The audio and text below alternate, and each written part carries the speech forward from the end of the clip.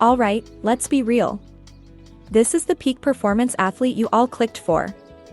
The official gamer fit, hoodie that probably has some ramen stains, comfy pajama pants, they've seen more action from my alt-tab speed than any enemy, and the piece de resistance, the bear slippers. Perfect for kicking back, or aggressively kicking a tower, I guess. But hey, the live button is on. Time to suit up. And this is the merch version. The one my teammates hoped shows up. The armor? Shoulder pads to deflect the haters, spiky bracers for highly effective desk drumming sessions.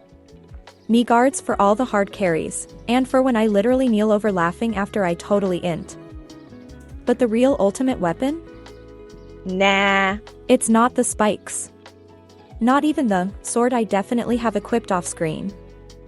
It's this. The face cam.